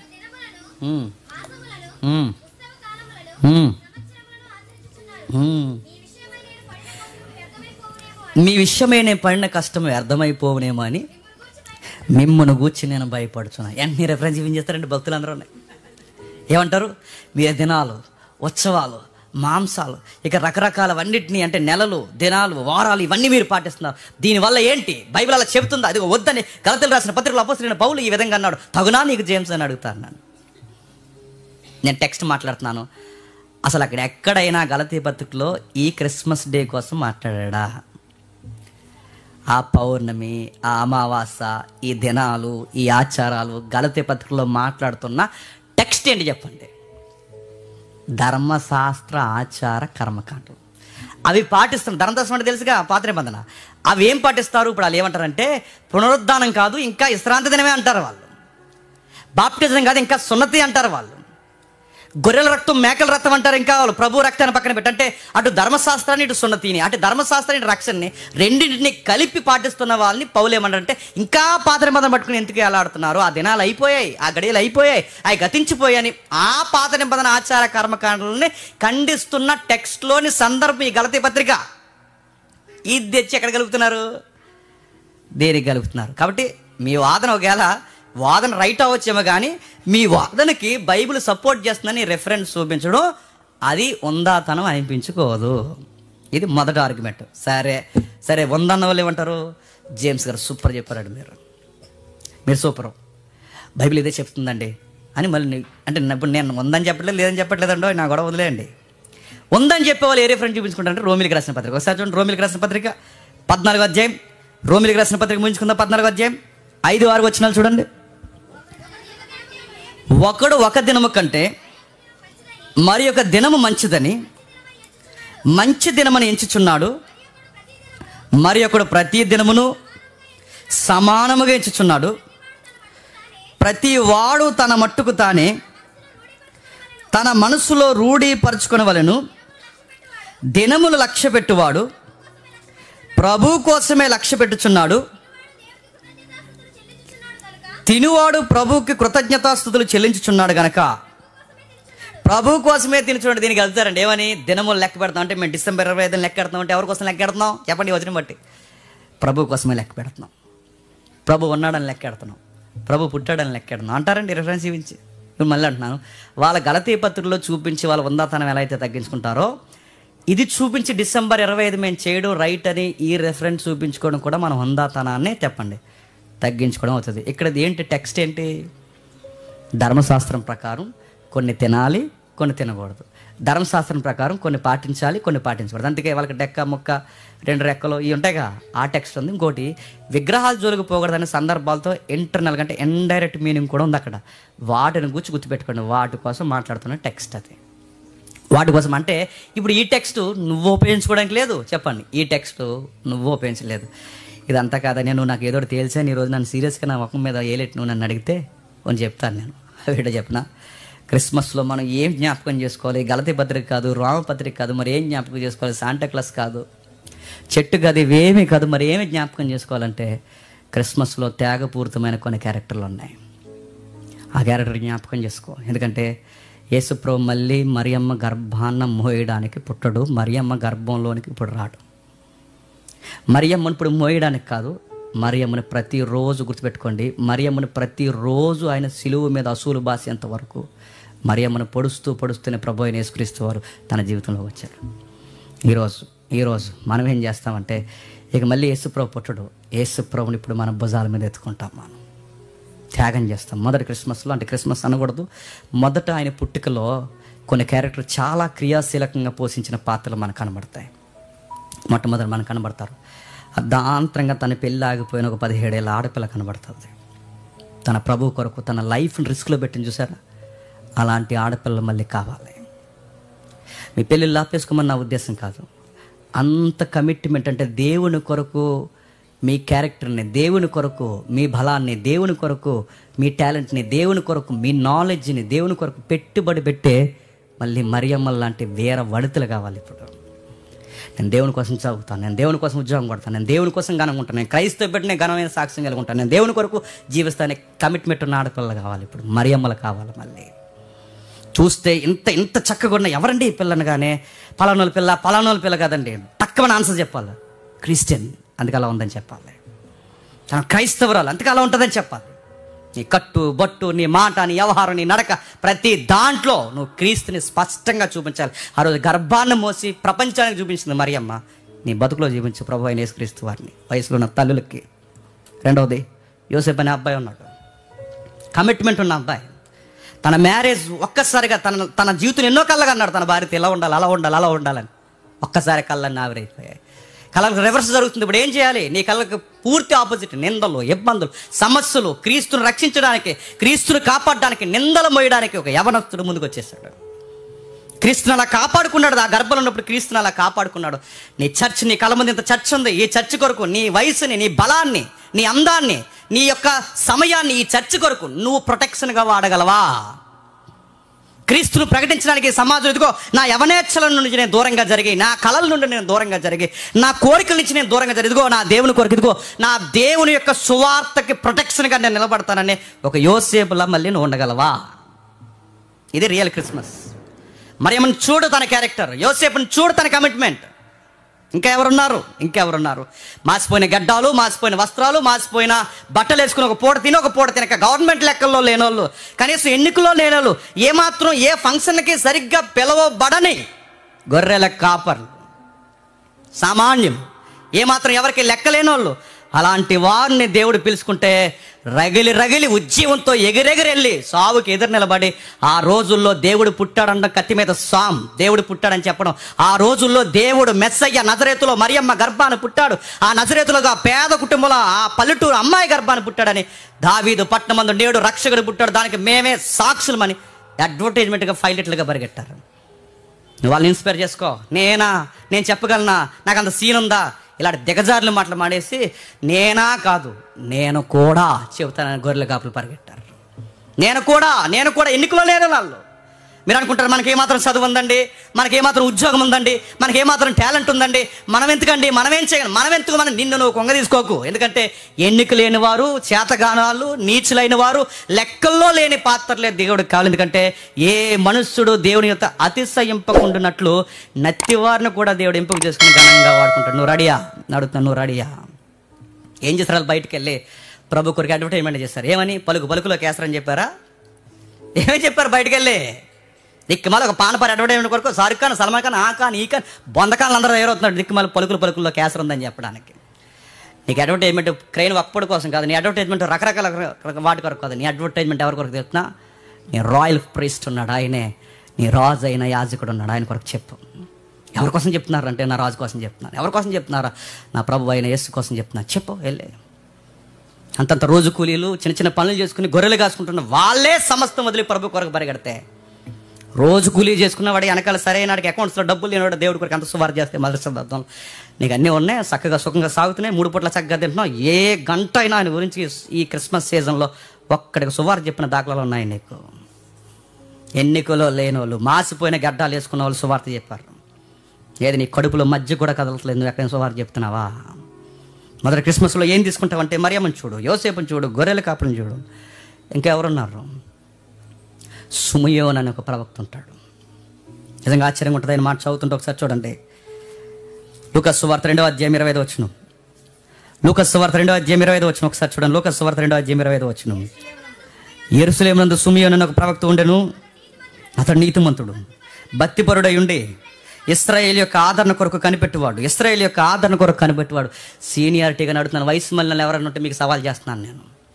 నీ ముందు ఇంత యువత పాడైపోతుంది, నీ ముందు ఎంత సమాజం పాడైపోతుంది, ఈదిలో పాడైపోతుంది, నీ ఊర్లో పాడైపోతుంది, నీ గడ్డలు మెరిసాయి, నీ మీసాలు మెరిసాయి, నీ తల మెరిసింది. ఇంతమంది మెరుస్తుంటే నీ ఊరు రక్షణ కొరకు ఏ రోజన్నా నీకు సేమ కుట్టినట్టుందా? ఆ వయసు అయిపోయిన పెద్ద ఆయన చూడు, ఎవరి కోసం బతుకుతున్నాడు? నా మనవడి కోసం, నా మనవరాల కోసం. ఎవరి కోసం బతుకుతాను అంటలేదండి ఆయన, ఎవరి కోసం బతుకుతున్నాడు చూడండి. ఇశ్రాయేలు ఆదరణ కొరకు కనిపెట్టువాడు. ఈ ఊరు ఎప్పుడు బాగుపడుతుందో, ఈ దేశం ఎప్పుడు బాగుపడుతుందో, ఈ దేశానికి రక్షణ భాగం ఎప్పుడు దొరుకుతుందా అని ఆ సీనియర్ అలా కనిపెడుతున్నాడంట. మిమ్మల్ని అడుగుతున్నాను నేను, మీరు ప్రవక్తలు కాకపోయినా కనీసం మీ ఊరు బాగుపడాలని ఇలాంటి సుమేల్ లాంటి ఆలోచన కలిగిన వ్యక్తులుగా మీరు పోషించగలరా? క్రియాశీలకంగా మీ పాత్రను పోషించగలరా? అందుకే చూడండి, ఇశ్రాయేలు ఆదరణ కొరకు కనిపెట్టువాడు, పరిశుద్ధాత్మ అతని మీద ఉండెను. అతడు ప్రభు యొక్క క్రీస్తును చూడకమునుపు అతను మరణము పొందడని అతడు పరిశుద్ధాత్మ. అదండి తన లైఫ్ మీనింగ్. ఈ ఊపిరి ఇంకా ఎవరి కోసం కొట్టుకుంటుంది, ఈ గుండె ఇంకా ఎవరి కోసం కొట్టుకుంటుంది, ఈ శరీరం ఇంకా ఎవరి కోసం పనిచేస్తుంది, ఈ చేతులు ఎవరి కోసం పనిచేస్తున్నాయి, నీకు వయసు అయిపోయినా ఇంకా నడుస్తున్నావు, కర్ర వేసుకుని ఎవరి కోసం నడుస్తున్నావంటే ఆయన అన్నాడట, ఆ మెసేజ్ ఎప్పుడు వస్తారో ఈ రెండు కలుతో ఆ మెసేజ్ని చూసి చివరికి ఒక మెసేజ్ చెప్పి, ఒక ప్రసంగం చెప్పి, ఆ ప్రభుని చూసిన తర్వాత నా చేతులతో ఎత్తుకుని, ఆ దేవుడిని, శరీరంగా వచ్చిన దేవుడిని చేతులతో పట్టుకుని దేవుడికి ఒక ముద్దు పెట్టి, ఆ రోజు నేను చనిపోతే చాలండి, ఆ ఒక్క క్షణం కోసం నేను బతుకుతున్నా అన్నాడట. ఈ 2 కళ్ళు ఎప్పుడైతే ఆయన చూస్తాయో ఆ రోజు నాకు చివరి రోజు అయితే చాలు, ఆ రోజు ఎప్పుడు వస్తుందో అని ఎదురు చూస్తాను బతికాడట. క్రీస్తుని చూడడానికే బతికాడు, క్రీస్తును ప్రకటించడానికే బ్రతికాడు, క్రీస్తుని భుజాల మీద వేసుకుని చేతులు తెత్తుకుని ఆడించడానికే బతికాడు. వయసు మళ్ళీపోయింది నీకు, నేను అడుగుతున్నాను, నేను దేనికోసం పోతున్నావు? సగం వయసు అయిపోయింది, కాళ్ళు కాటికి చేస్తున్నావు, ఇంకా ఎక్కడ తిరుగుతున్నావు గుర్తుపెట్టుకో. దాచేద్దాం, పోగేద్దాం, పిల్లలు, పురుళ్ళు, ఉద్యోగాలు, సంపాదన, సంసారం చక్కబెట్టాం, దాసం, ఇచ్చాం, సారి, చెత్త, చెదారం, నీకు పాడి చివరికి గుర్తుపెట్టుకో. ఏం చేస్తుంది ఈ వయసు అంతా? సుమయాన్ని చూడు. ఏమున్నాయి మనకి? ఇంకేం కమిట్మెంట్లు ఏం లేవు సార్. ఊరు బాగుండాలి, దేశం బాగుండాలి, అందరూ బాగుండాలి, మెస్సయ్యను చూడాలి. ఈ చేతులతో చూసిన తర్వాత, ఈ కళ్ళుతో చూసిన తర్వాత, అదే నాకు చివరి రోజు అన్నీ. ఆత్మదేవుడు నా గుండెల్లో స్థిరపరిచాడు, నా లైఫ్ నాకు అర్థమైపోయింది, ఆత్మ నాకు చెప్పేసింది అన్నాడట. అని చేతుందా? చనిపోయేలోపు అమ్మయ్య చాలు, చేయాల్సిన సువార్త అంతా చేశాను, ప్రకటించాల్సిన సువార్త అంతా ప్రకటించాను, మనసు నెమ్మదిగా ఉంది. డాక్టర్ గారు ఇదే లాస్ట్ రోజు అన్నా, నో ప్రాబ్లం అన్నంత నిండుదనం మనకు వస్తుందా? డాక్టర్ ఇలా పైనుంచి కిందకు చూసి ఒకడు వచ్చావో ఎవరన్నా వచ్చావో కానీ 2 మాసాలు అయిపోతే అక్కడే మనకి తక్కువని భయమే హద్ది. ఐసీయూలో కొంచెం చేయబడ ఐసీయూలోనా అయిపోతామంతే. నిశ్చయత నిశ్చయత నిశ్చయత. సావుకి ఎలకం బోర్డు పెట్టిన వాళ్ళండి వీళ్ళందరూ. క్రీస్తుకు ముడిపెట్టి వారి జీవితం అనే కథలో ఎలకం బోర్డు పెట్టి చావురా, ఇంకా ఆయన చూస్తే చాలు ఈ జీవితానికి ధన్యమైపోయింది అన్నారట. ఇంకేమున్నది 28 వచ్చును. అంతటా ధర్మశాస్త్ర పద్ధతి చొప్పున ఆయన విషయమే జరిగించుట తల్లిదండ్రులు శిశువైన యేసును దేవాలయంలోకి తీసుకుని వచ్చినప్పుడు అతను చేతులతో ఆయన ఎత్తుకొని దేవుని స్తుతిస్తూ, నాకు బలి అనిపిస్తుంది చదువుతున్నప్పుడు, దేవుణ్ణి మానవుడు ఎత్తుకోవడం ఏంటండి విచిత్రంగా ఉంటుంది. దేవుణ్ణి మానవుడు ఎత్తుకోవడం ఏంటి, మానవుడు ముద్దు పెట్టడం ఏంటి. అందుకే మేరీ డిడియోనో సాంగ్ ఎంత బ్యూటిఫుల్గా ఉంటుందో, మీరు వీలైతే మన ప్రభుత్వ సంస్కారం జరుగుతున్నప్పుడు ఆ సాంగ్ ప్లే చేయండి. ఆ సాంగ్స్లో ఒక లైన్ ఉంటుంది, మేరీ మేరీ మేరీ నీకు విషయం చెప్పాలి, నువ్వు ముద్దాడుతున్నది సాక్షాత్ ఎవరిని ముద్దాడుతున్నావు తెలుసా, దేవుని ముఖాన్ని ముద్దాడుతున్నావు. మేరీ ముద్దాడింది, సుమియాని ఎత్తుకున్నాడు. దేవుడిని ఎత్తుకోవడం ఏంటంటే నేను అడుగుతున్నాను, ఎంత విచిత్రంగా ఉంటుంది. దేవుడిని ఎత్తుకోవడం, దేవుడిని ముద్దు పెట్టడం, వాళ్ళ లైఫ్ ధన్యమైపోయింది అంతే. అంటాడు, నాదా ఇప్పుడే నీ మాట చొప్పున సమాధానంతో నీ దాసుని పోనిచ్చుచున్నావు. అన్యజనులు నేను బయలుపరచుటకు ఎలుగుగాను, నీ ప్రజలైన ఇశ్రాయేలును మహిమగాను, నీవు సకల ప్రజల ఎదుట సిద్ధపరిచిన రక్షణను నేను కనులారా చూసి తిని. లైఫ్ ధన్యమైపోయింది తాస్తు అన్నాడట. ఆమేన్. నా జీవితానికి ఇంకేం అవసరం లేదు, చేతులు తెత్తుకున్నాను, ముద్దాడాను, చూశాను, చాలు, నా జీవితం మేలుకరంగా మారిపోయింది. ఇంకెవరున్నారు చెప్తున్నాడు చూడండి. ఇంకా కిందకి చెప్తున్నాడు. అన్న అని ఒక ప్రవర్తన ఉందంట. ఎవరు 36 వచనంలో, మరి ఆశేరు గోత్రులైన సుమియల కుమార్తె అయిన అన్న అని ఒక ప్రవర్తన ఉండేను. ఎవరు వాళ్ళ తండ్రి పేరు ఏంటంట, పనియేలు. పనియేలు అంటే పెనియేలు అంటారు. పెనియేలు దర్శనం తెలుసా? పెనియేలు దర్శనం, యాకోబు పెనియేలు దర్శనం తెలుసా తెలీదా? యాకోబు పెనియేలు దర్శనం, పెనియేలు దర్శనం అంటే యాకోబు దేవుణ్ణి చూసిన స్థలం పేరే పెనియేలు దర్శనం అంటారు.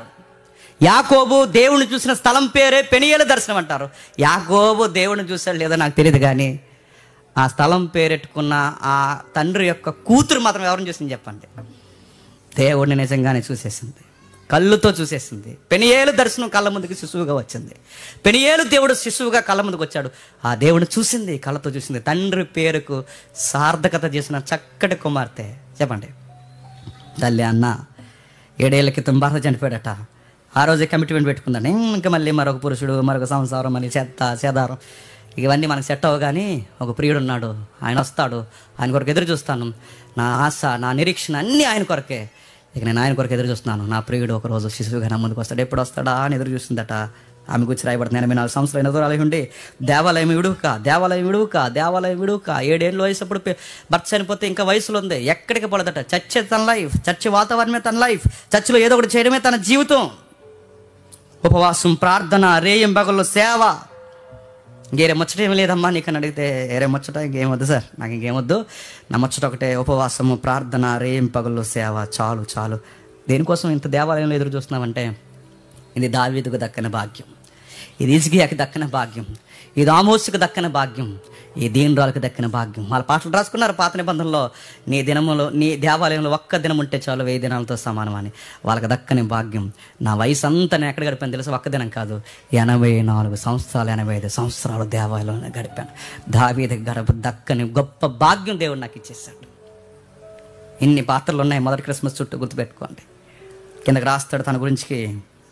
ఆమె కూడా గడిలోని లోపలికి వచ్చి దేవుని కొరకు కొనియాడి యెరూషలేములో విమోచన కొరకు కనిపెడుచున్న వారు అందరితో ఆయన గురించి మాట్లాడుచుంది. ఏమని మాట్లాడుంటుందండి? వయసు అయిపోయిన ఆవిడ ఒక్కసారి లేచి నడవలేక నిలబడి కర్ర సాయం తీసుకుందో, ఆ గోడ సాయం తీసుకుందో, ఏ సాయం తీసుకుందో తెలియదు, కానీ దేవాలయం ఆవరణలోకి వచ్చి అందరు చెప్తున్నారు, రే నేను ఏ మెస్సయ్య కోసం అయితే చెప్పాను, ఆయన వచ్చాడు రా దేవాలయంలోకి 8వ రోజు. చెప్పేసిందంట అందరికీ. మెస్సియా వచ్చేసాడు. ఎవరి కోసం అయితే చెప్తున్నాను, 2 సంవత్సరాలు వచ్చేసాడు మెస్సియా. యెరూషలేము విమోచన కొరకు కనిపెడుతున్నాను, ఇజ్రాయెల్ విమోచన కొరకు కనిపెడుతున్నామే, ఆ చెప్పిన మెస్సియా వచ్చేసాడని సువార్త చేసింది. మీరు ఎవరిని కదపండి, మొదటి క్రిస్మస్లో అందరూ ఏం చేశారు చెప్పండి? చెట్టు ఎట్టలేదు, స్టార్ ఎట్టలేదు చెప్పండి, క్యారెల్స్ పట్టలేదు. మొదటి క్రిస్మస్ వాళ్ళందరూ ఏం చేశారు చెప్పండి? మరియమ్మ సువార్త చేసింది, యోసేపు సువార్త చేశాడు, సుమియోను సువార్త చేశాడు, అన్నా సువార్త చేసింది, గొర్రెల కాపులు సువార్త చేయరు. ఈ రోజు క్రిస్మస్ చేసి సువార్త మానేసిన తరాలు తయారయ్యాయి మనకంతే. అందుకే ఈరోజు క్రిస్మస్లో ఏం లేదు తెలుసా? సువార్త లేదు. అసలు క్రిస్మస్లో ప్రధానంగా ఉండాల్సింది ఏంటో తెలుసా? సువార్త ఉండాలి. ఎంటర్టైన్మెంట్ ప్రోగ్రాంలు ఎక్కువైపోయినాయి ఇప్పుడు క్రిస్మస్లో. ఇప్పుడు చిన్నపిల్లల స్కిట్టు, పెద్ద పిల్లల స్కిట్టు, ఇంకా పెద్ద పిల్లల స్కిట్టు, ఇంకా సిగ్లినోళ్ళ స్కిట్టు, ఇంకా స్కిట్ల మీద స్కిట్లు. ఎవరు కదిలిపోకుండా ఇంకా చివరికి ఒక పాట ఉంది, అందరూ ఒకసారిగా వచ్చే పాట అన్నారంట. అంతే, ఇంకెళ్ళరికి నిద్ర రాదు, అలా చూస్తారు. ఎవరు కదలకండి ఇంకో అరగంట వాకింగ్ చెప్తామంటూ ఉంటారా? సీట్ రాసి పంపిస్తారు మాకు. జేమ్స్ గారు త్వరగా ముగించిన మాకు వెనకాల చాలా కార్యక్రమాలు ఉన్నాయి. కక్క ముక్క డొక్క ఇంకా తినలేదు మేము అని చెప్పి. అందుకే నేను చెప్తున్నాను, మీరేం చెప్తారు? జేమ్స్ ఈ క్రిస్మస్కి ఏం మెసేజ్ చెప్తారంటే, ఒక అన్నాలో ఉండమని చెప్తాను, ఒక సుమియోన్లో ఉండమని చెప్తాను, మన ప్రియ సహోదరులు గొర్రెల కాపర్లో ఉండమని చెప్తాను, యోసేపులో ఉండమని చెప్తాను, మరియలో ఉండమని చెప్తాను. ఇంకెలా ఉండాలంటే, ఇదిగో భుజాల మీద ఆ రోజు గర్భాన్ని బట్టిన మోస్తారు, ఈరోజు మీరు ఎక్కడ మోస్తారా అంటే, మా గుండెల్లో పెట్టుకుని మోస్తాం, మా భుజాల మీద పెట్టుకుని మోస్తాం, మా జీవితంలో పెట్టుకుని మోస్తాం, ఊరూరా తిరుగుతాం, సంవత్సరం అంతా తిరుగుతాం, ఆయన గురించి చెప్తాం. డిసెంబర్ లేదు, నవంబర్ లేదు, అక్టోబర్ లేదు, ప్రతి ప్రాంతంలో ఆయన గురించి చెప్పుకుంటూ తిరుగుతాం. చెప్పడానికే మేము పుట్టాం, చెప్పడానికే పుట్టాం. మాకు everyday Christmas, everyday Christmas, every Sunday Christmas, ప్రతిరోజు క్రిస్మస్, క్రిస్మస్, క్రిస్మస్, క్రిస్మస్. మీకు డిసెంబర్లో క్రిస్మస్ ఏమో, మాకు ప్రతిరోజు చెప్పండి క్రిస్మస్. ఇది చేయమని చెప్తాను. అందుకే సువార్త ప్రకటించలో ఉన్న బ్యూటీ చెప్పండి, ఎందులో లేదు. అలా అర్థవంతంగా క్రిస్మస్ చేద్దాం, మన క్రీస్తుని వరకు అందరికీ ప్రకటిద్దాం. మోకాలు వేయగలిగిన వారు మోకాలు వేయండి, మోకాలు వేయలేని వారు లేచి నిలబడండి. ఎవ్వరు కదిలిపోవద్దు. ఇంత ధన్యకరమైన భాగ్యంలో ఎవ్వరూ రొట్టె విరవకుండా దూరంగా వెళ్ళిపోవద్దు. మీరు రొట్టె విరవండి, ద్రాక్షరసం తీసుకోండి. దేవుడు ఈరోజు నీతో మాట్లాడాలని అనిపిస్తే ఈ మాటను పెట్టొద్దు. సువార్త కొరకు క్రిస్మస్లో నువ్వేం చేయాలో నీ బాధ్యత నీకు అర్థమైతే, ఈ వీడియో మీకు నచ్చినట్లయితే లైక్ చేయండి మరియు షేర్ చేయండి. సబ్స్క్రైబ్ చేయడం మాత్రం మర్చిపోకండి. సబ్స్క్రైబ్ బటన్ పక్కనే ఉన్నటువంటి గంట సింబల్ కూడా మీరు నొక్కండి. అప్పుడు మాత్రమే మేము అప్లోడ్ చేసే ప్రతి కొత్త వీడియో నోటిఫికేషన్ ద్వారా మీకు అందుతుంది. Thank you for watching.